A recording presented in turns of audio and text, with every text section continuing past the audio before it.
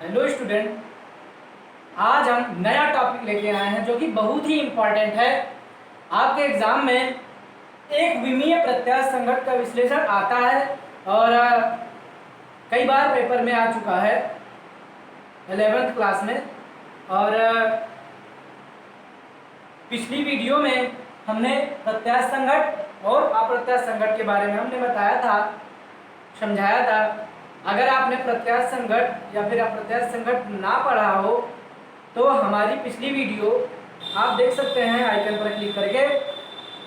तो इस वीडियो को देखिए तो ज़्यादा समझ में आएगा आपको। और हम इस वीडियो में आपको इतने अच्छे से समझाएंगे कि आपको डेरिवेशन कभी भूलेंगे नहीं, ये मैं वादा करता हूँ। ठीक है, तो आप, लेकिन एक और पॉइंट है कि आप कंसंट्रेट माइंड करके आप वीडियो को देखिए और बीच बीच में कट करके मत देखिए, पूरी तरह से पूरा वीडियो देखिए एक तरफ से, तभी आपको समझ में आएगा। अगर आप मेरे चैनल पर नए हैं और फिजिक्स पढ़ना चाहते हैं, चाहे आप 11th क्लास के हों, 12th क्लास के हों, ओनली फिजिक्स क्लास, या फिर BSc first year, second year, third year किसी क्लास में हो, या फिर एमएससी फर्स्ट ईयर या एमएससी सेकेंड ईयर में हो, फिजिक्स पढ़ना चाहते हैं आप, तो आप हमारे चैनल को सब्सक्राइब जरूर करिए और बेल आइकन को जरूर प्रेस करिए, ताकि जब भी मैं वीडियो अपलोड करूं तब आपको नोटिफिकेशन के जरिए से आपको जानकारी मिल जाए। ठीक है, और आप वीडियो देख सकें। ठीक है, तो और आप अपने दोस्तों को ज़्यादा से ज़्यादा शेयर करिए वीडियो को, ताकि आपके दोस्तों को भी फायदा हो ना। और ये समय जानते ही हो आप कैसा चल रहा है, इस तरह के समय में जो है ना कोचिंग जाना बेहतर होगा और ना तो कहीं भीड़ लगाने की ज़रूरत है, ना तो दोस्तों से आपस में बस मोबाइल से बात करो और अपना घर में रहकर मोबाइल में पढ़ाई करो। ठीक है, तो वीडियो को ध्यान से देखिए और ध्यान से देखने के बाद समझिए, फिर उसके बाद आप अपनी कॉपी में अपने आप से करिए। फिर जहाँ पर ना समझ या फिर भूल गए हों, फिर आप वीडियो को ऑन करिए और फिर से देखिए, तब आप 100% आप समझ जाएंगे। लेकिन ध्यान से देखिएगा तो आप भूलेंगे ही नहीं। ठीक है, तो स्टार्ट करते हैं वीडियो को देर ना करते हुए।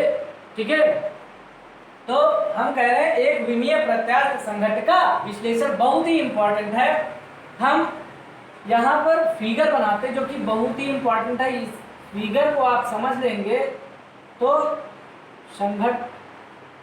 संघट होने से पहले, मतलब संघट से पहले हो गया।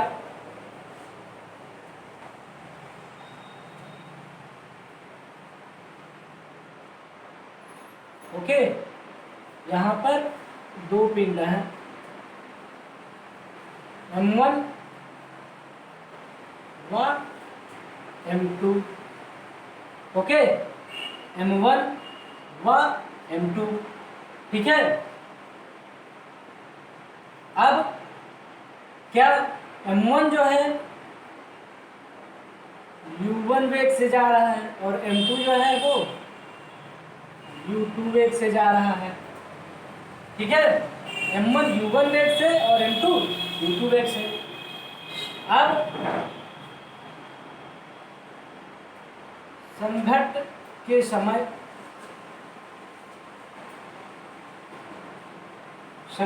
समय देखिए, आप ध्यान से समझिएगा। संघट के समय यहाँ पर संघट हो जाता है दोनों के बीच। अगर आपने संघट नहीं पढ़ा कि संघट क्या होता है, तो आप हमारी पिछली वीडियो देख सकते हैं। M2 और यहाँ पर वेलोसिटी क्या हो जाती है, v। क्या हो जाती है, v वेलोसिटी हो जाती है। और इसका जो ये दिशा है वो कैसा है, धनात्मक। संघट के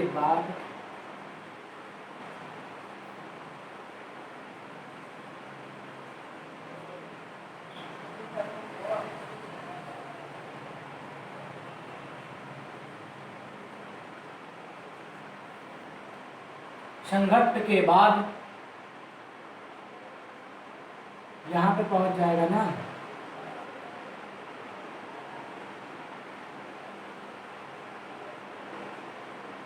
m1 m1 v1 वेग हो जाएगा और m2 का v2 वेग हो जाएगा। ठीक है, तो अब हम आपको समझाते हैं। माना दो पिंड हैं जिनका द्रव्यमान m1 व m2 है। ध्यान से समझिएगा, माना हमारे पास दो पिंड हैं जिनके द्रव्यमान m1 व m2 हैं। बहुत ही इंपॉर्टेंट टॉपिक है, बिल्कुल कंसंट्रेट हो जाइए। अगर आप फिगर समझ गए तो आपको लैंग्वेज लिख लेंगे और आपको डेरिवेशन भी करने में आसानी होगी। ठीक है, तो थ्योरी समझ लें तो ही बेहतर होगा। ध्यान से सुनिएगा, संघट्ट से पहले माना m1 व m2 द्रव्यमान के दो प्रत्यास्थ पिंड, इलास्टिक बॉडी,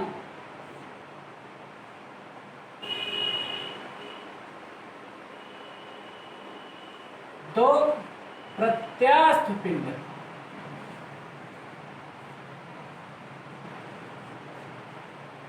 क्या? दो प्रत्यास्थ पिंड। ठीक है, कितने पिंड हैं? दो हैं, और जो कि क्या है, एरो मैंने लगा दिया है और ये लिख दिया है मैंने कि ये दो क्या हैं? प्रत्यास्थ पिंड हैं। संघट्ट से पहले फिर से ध्यान से सुनिए, माना m1 m2 द्रव्यमान के दो प्रत्यास्थ पिंड सरल रेखा के अनुदिश v1 व v2 u1 व u2 वेग से गतिमान हैं। एक ही दिशा में दोनों पिंड एक ही दिशा में गतिमान हैं।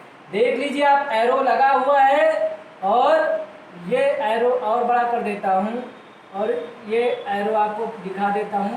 ये एक ही दिशा में दोनों गतिमान हैं। ठीक है, फिर उसके बाद संघट्ट के समय ध्यान से समझिएगा क्या कि m1 व m2 कुछ समय पश्चात, कब? जब u1 व u2 का मान क्या होता है? u1 is greater than u2 के। जब u1 का मान u2 से बढ़ जाएगा तो ये ज्यादा स्पीड चलेगा ना, तो ये इसको क्रॉस कर जाएगा ना m2 को, और ये आगे निकल जाएगा। तो क्या होगा भाई? u1 ज्यादा है, मतलब u1 प्रारंभिक वेग ज्यादा है m1 की और m2 की प्रारंभिक वेग कम है, तो ये फास्ट चल रहा है ना, तो m1 m2 को क्रॉस कर जाएगा। मतलब यहाँ पर संघट्ट हो जाता है और संघट्ट होते समय वेग v हो जाता है। ठीक है, फिर उसके बाद संघट्ट के बाद सरल रेखा में m1 व m2 द्रव्यमान का वेग क्रमशः v1 तथा v2 हो जाता है। ठीक है, तो आई होप कि आपको ये फिगर समझ में आ गया होगा। बस सिंपल सा फिर से आप कह रहा हूं कि यहाँ पर ये ध्यान देना कि दो प्रत्यास्थ पिंड हैं जिनका द्रव्यमान m1 m2 है, जो कि u1 क्रमशः u1 तथा u2 वेग से एक ही दिशा में सरल रेखा के अनुदिश गतिमान है। माना यह दिशा क्या है? धनात्मक है। फिर संघट्ट के समय माना u1 is greater than u2, u1 is greater than u2, then संघट्ट हो जाता है। देन तब संघट्ट हो जाता है, संघट्ट के समय वेग v हो जाता है। सारी चीजें ध्यान देना। फिर और सरल रेखा में ही गतिमान है, एक ही दिशा में गतिमान है। धना और दिशा क्या है? धनात्मक ही है। संघट्ट के बाद ध्यान दीजिए कि पिंडों का द्रव्यमान m1 व m2 संघट्ट के बाद इनका वेग v1 व v2 हो जाता है। ठीक है, दिशा धनात्मक ही है और एक ही दिशा में गतिमान है। ठीक है, तब लिखते हैं इसका लैंग्वेज। ठीक है, माना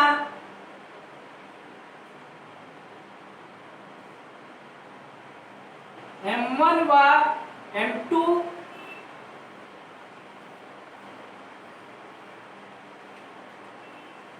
m1 व m2 द्रव्यमान के दो पिंड,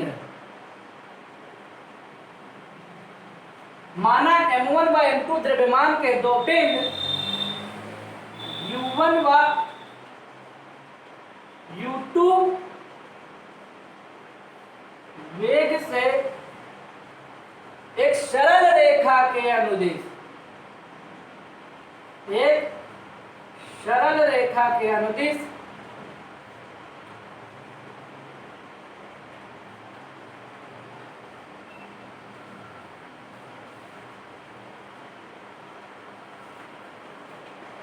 एक ही दिशा में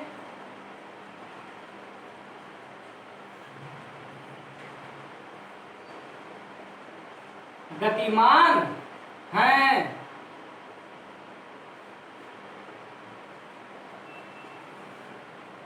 माना m1 व m2 द्रव्यमान के दो पिंड u1 व u2 वेग से एक सरल रेखा में एक सरल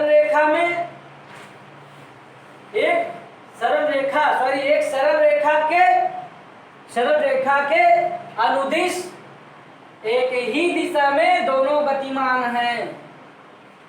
ठीक है, माना यह दिशा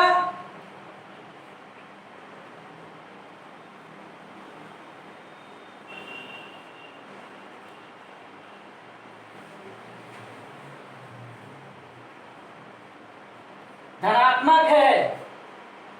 माना u1 is greater than u2, जिससे कुछ समय पश्चात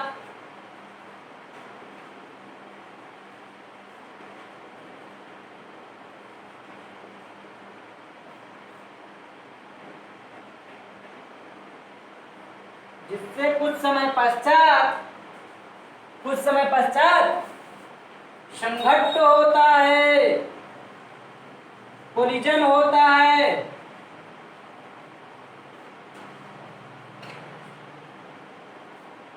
संघट्ट होता है, संघट्ट के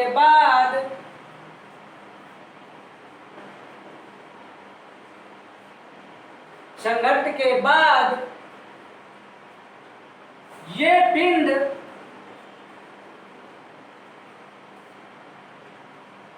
सरल रेखा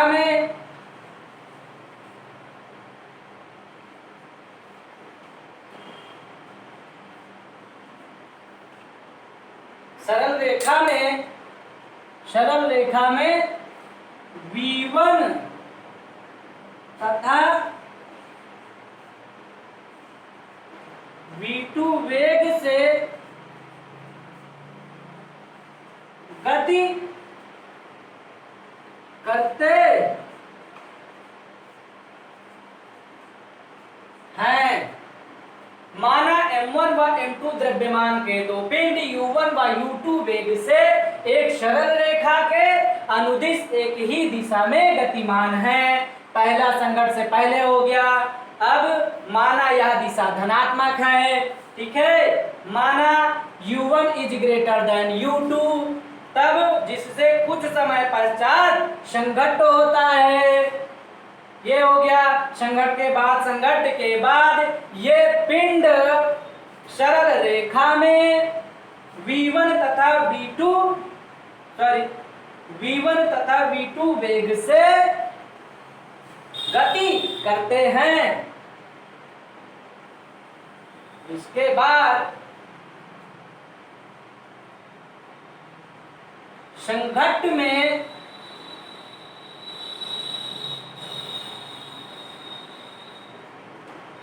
रेखीय संवेग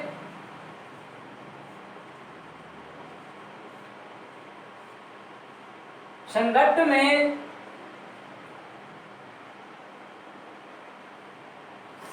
में रेखीय संवेग संरक्षित रहता है। संघट्ट में रेखीय संवेग संरक्षित रहता है। ओके, अतः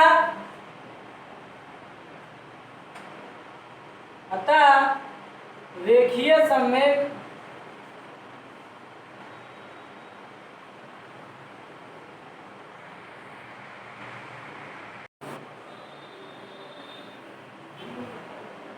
संघट्ट में रेखीय संवेग संरक्षित रहता है। अतः रेखीय संवेग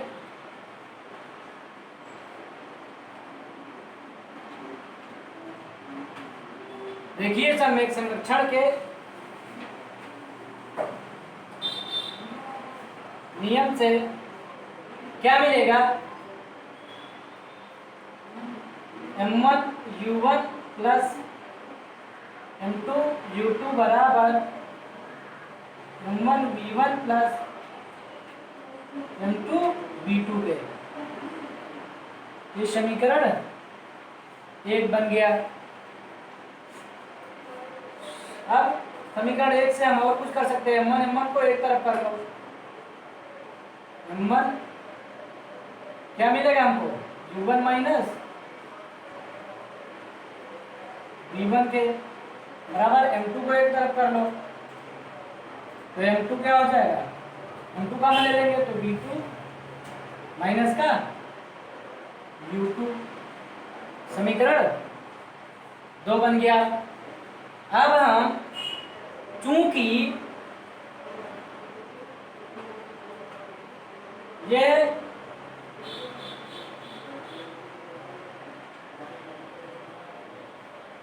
प्रत्यास्थ संघट्ट है,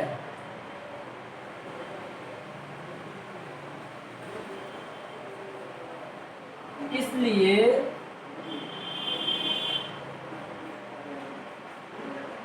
संघट्ट से पहले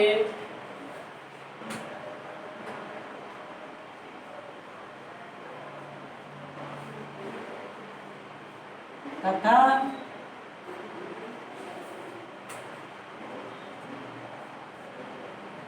संघट्ट के बाद, संघट्ट से पहले तथा संघट्ट के बाद पिंड की कुल गतिज ऊर्जा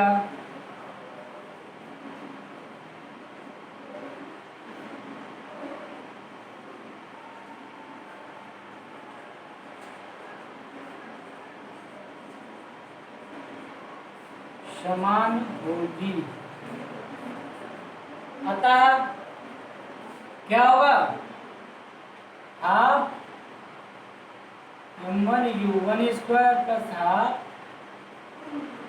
m2u2 square is equal to half m1v1 square plus half m2v2 square. क्या संघट्ट से पहले m1u1 m2u2 है ना, और संघट्ट के बाद पिंड की कुल गतिज ऊर्जा तो m1v1 और m2v2 संघट्ट के बाद। ठीक है, तो दोनों क्या होते हैं? समान होते हैं, इक्वल होते हैं। ठीक है, इसको समीकरण 3 बना दिया। अब यहाँ पर m1 को एक तरफ कर लेंगे और m2 को एक तरफ। हाफ इधर का कॉमन ले लेंगे, हाफ इधर कॉमन, हाफ से हाफ कैंसिल हो जाएगा ना, तो m1 कॉमन ले लेंगे तो क्या मिलेगा हमको? सॉरी, इधर आ जाएगा u1 स्क्वायर माइनस का v1 स्क्वायर, u1 स्क्वायर इधर आएगा तो माइनस में आएगा तो u1 स्क्वायर माइनस का v1 square is equal to m2v2 square minus का, ये इधर जाएगा माइनस में ना u2 स्क्वायर इसको हम समीकरण 4 बना देते हैं। ठीक है, अब समीकरण 4 को, इतने को समीकरण 2 से हम भाग दे देते हैं, इससे भाग देते हैं 4 को, तो समीकरण 4 को समीकरण 3 से, सॉरी समीकरण 2 से, समीकरण 2 है ना ये, समीकरण 2 से भाग देने पर, डिवाइड करने पर,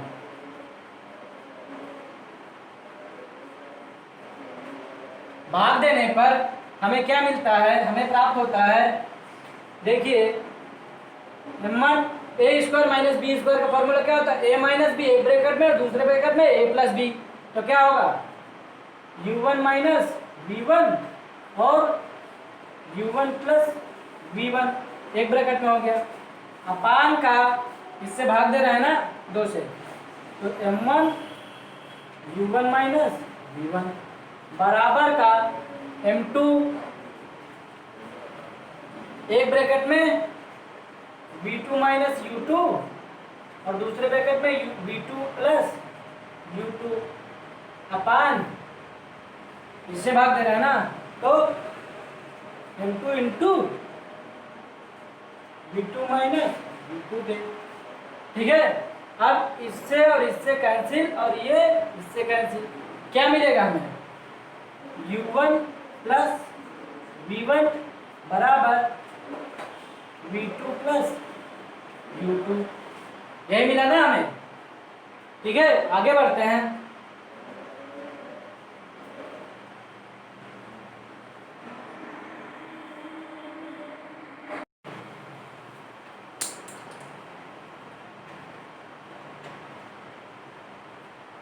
अब हम इसके आगे बढ़ते हैं, u1 प्लस v1 बराबर v2 प्लस u2। अब ये जो है यहां पर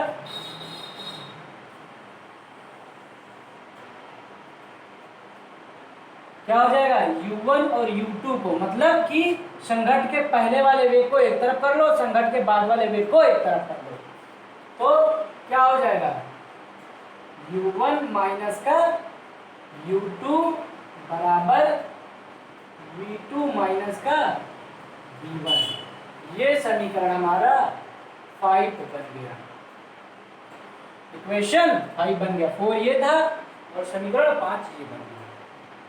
ठीक है, ये जो है ये उपगमन सापेक्ष वेग है, ये संघट के पहले वेग है, ये संघट के बाद का वेग है, इसे प्रतिकार सापेक्ष वेग कहते हैं। ठीक है, तो यहाँ पर हम लिखे दे रहे हैं उपगमन सापेक्ष वेग बराबर, क्योंकि ब्रैकेट में हमको लिखना संघट से पहले,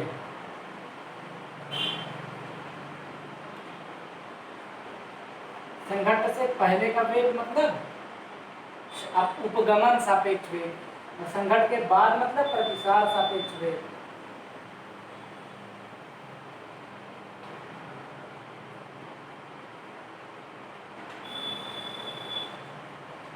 ये संघट के बाद, संघट के बाद का वेग है, ये उपगमन सापेक्ष वेग संघट से पहले का है, और ये प्रतिसार सापेक्ष वेग है जो संघट के बाद का वेग है। ठीक है, अब समीकरण 5 में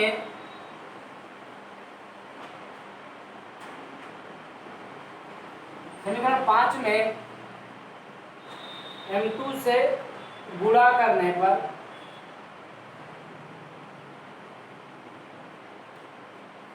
समीकरण 5 में हम m2 से गुणा करते हैं तो क्या मिलता है, m2u1 माइनस m2u2 बराबर m2v2 माइनस का m2v1, समीकरण 6 बन गया।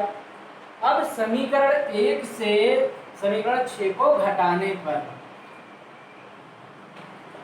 समीकरण 1 से समीकरण 6 को घटाने पर, सब्सट्रैक्शन करने पर हमें क्या प्राप्त होता है, m1u1 plus m2u2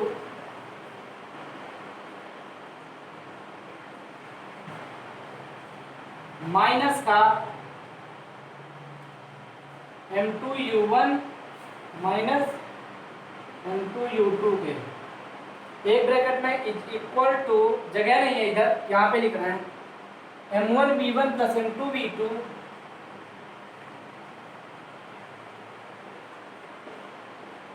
minus m2v2 minus m2v1। ठीक है, अब माइनस खोलेंगे तो ये प्लस में हो जाएगा और यहाँ पे माइनस खोलेंगे तो प्लस में हो जाएगा। आइए दिखाते हैं आपको, m1u1 plus m2u2 minus m2u1 plus m2u2 is equal to क्या मिलेगा, m1v1 plus m2v2 minus m2v2 plus m2v1। ठीक है, अब हमें क्या मिलेगा, यहाँ से m2u2 प्लस में m2u2 प्लस में है और यहाँ पर m1u1 m2u1, तो u1 इसमें कॉमन, तो m1 माइनस का m2 मिला और क्या मिला हमें u1 और इधर प्लस का 2m2 2m2u2 is equal to, यहाँ पर m2v2 माइनस में m2v2 प्लस में है, ये दोनों क्या हो जाएंगे, कैंसिल आउट हो जाएंगे, सेम सेम है ना। और यहाँ पर m2v1 है, यहाँ पर m1v1, तो v1 कॉमन है यहाँ पर क्या मिलेगा, m1 plus m2 into v1। ठीक है, अब यहाँ से हमें v1 का मान मिल जाएगा, क्या, यहाँ से हमें v1 का मान मिल जाएगा। ठीक है, यहाँ पर v1 इज इक्वल टू क्या मिलेगा हमें, m1 माइनस m2 अपान m1 plus m2 into u1 के प्लस 2m2 अपान m1 प्लस m2 के। ठीक है, सॉरी, इसको हम थोड़ा सा इधर काट देंगे, मिटाना पड़ेगा।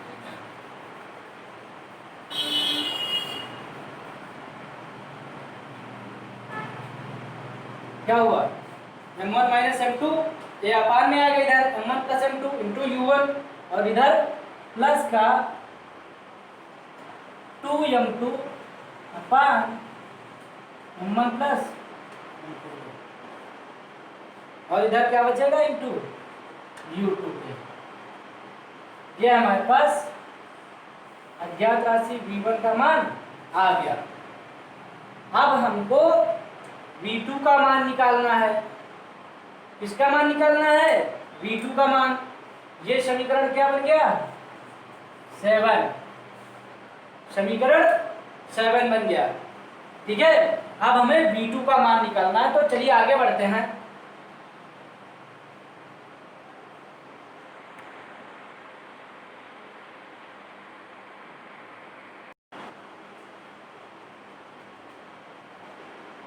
अब हम आगे बढ़ते हैं, 7 नंबर हमारा v1 का मान यहाँ से हमें मिल गया। ठीक है, अब समीकरण 5 में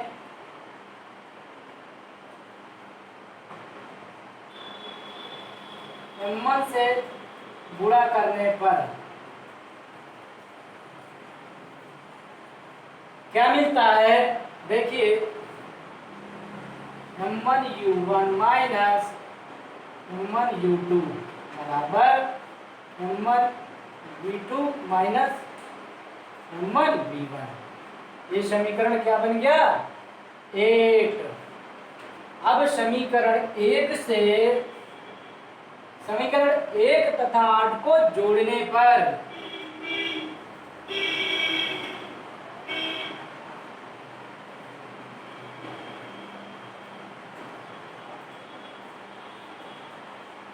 हमें प्राप्त होता है बराबर m1u1, ये पॉइंट और ये पॉइंट दोनों क्या हो जाएंगे, जुड़ जाएंगे।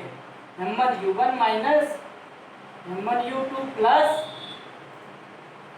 m1u1 प्लस m2u2 बराबर क्या होगा, m1v2 माइनस का m1v1, m1v2 माइनस का m1v1 प्लस का m1v1 प्लस m2v2। यहाँ पर माइनस m1v1 और प्लस m1v1 क्या हो जाएंगे, आपस में कैंसिल हो जाएंगे, सेम है ना, और प्लस माइनस में है तो कैंसिल हो जाएगा। इधर m1u1 और m1u1 प्लस में है तो ये दोनों जुड़ जाएंगे, 2m1u1 हो जाएगा, और यहाँ पर u2 कॉमन हो जाएगा तो m2 minus m1u2 common plus 2m1u1 equal to क्या मिलेगा, यहाँ पर m1v2 प्लस m2v2, तो v2 कॉमन है यहाँ पर तो m1 प्लस m2 हो जाएगा, और ये हो जाएगा v2 के। यहाँ v2 ये मल्टीप्लाई भी अपान में आएगा डिवाइड में, तो ये v2 बराबर क्या मिलेगा हमें, 2m1 अपान m1 plus m2 m2u1 plus m2 minus m1 अपान m1 plus m2 into u2 पे। ये हमारा संकट के बाद का वेग, ये v2 आ गया और ये वेग v1 आ गया। ठीक है, इसको समीकरण क्या बना देते हैं, 9 नंबर। ठीक है, तो आपने देख लिया कि 7 नंबर में v1 का वेग मतलब संघट के बाद वेग v1 आ गया m1 का, और m2 का वेग v2 ये आ गया। ये दोनों संघट के बाद पिंड के वेग का व्यंजक है। ठीक है, तो हम आपको लैंग्वेज बताएंगे, इसके नीचे क्या लिखना है कि हमें समीकरण 7 और 9 से संघट्ट के बाद पिंडों के वेग का व्यंजक प्राप्त हुआ है, पिंडों के वेग का व्यंजक प्राप्त हुआ है। ठीक है, एक्सप्रेशन प्राप्त हुआ है, फॉर्मूला प्राप्त हुआ है। ठीक है, फिर समीकरण 7 और 9 से v1 तथा v2 के मान धनात्मक तथा ऋणात्मक हो सकते हैं। ठीक है, दाईं ओर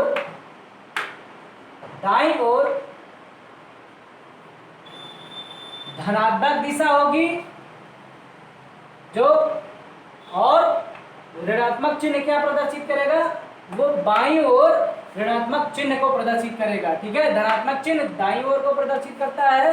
ठीक है, मीन्स दाईं ओर, स्पेशली आप सिंपल सा समझिए आप विशेष तौर पे कि दाईं ओर धनात्मक दिशा और बाईं ओर ऋणात्मक दिशा। ठीक है, तो हम आपको ये सारी चीजें हम समझा दिए हैं। वैसे आपको आई होप कि आपको ये सारी चीजें समझ में आ गई होंगी, v1 व v2 का मान निकालना। ठीक है, तो इनके दो केसेज होते हैं कि जब दोनों पिंडों का द्रव्यमान समान हो, और दूसरा केस है जब दोनों पिंडों का द्रव्यमान समान ना हो। जब दोनों पिंडों का द्रव्यमान समान हो, और दूसरा केस जब दोनों पिंडों का द्रव्यमान समान ना हो। दो केसेज हैं। ठीक है, इन दोनों केसों की बात हम नेक्स्ट वीडियो में नेक्स्ट लेक्चर में करेंगे। ठीक है, और ज़्यादा से ज़्यादा इस वीडियो को शेयर करो आप, ताकि आपके दोस्तों को भी फायदा हो। कंटिन्यू क्लास चल रही है, तब तक के लिए हम नेक्स्ट डे पे मिलेंगे, और आप वीडियो को देखिए और इसको तैयार करिए। तब तक नेक्स्ट वीडियो में हम मिलेंगे इसके केस लेकर। ठीक है, फर्स्ट केस और सेकंड केस नेक्स्ट वीडियो में बताएंगे। ठीक है, तब तक के लिए हम चलते हैं, और आप इसको कायदे से तैयार कर लीजिए ताकि आपको जो केसेस हम बताएंगे आपको समझ में आए। ठीक है, ये सारी चीज़ें अगर आप तैयार कर लेंगे तो जो केसेस पढ़ेंगे आप वीडियो में वो आपको बहुत जल्दी समझ में आ जाएगा और आपको रटने की आवश्यकता नहीं पड़ेगी। तो हम चलते हैं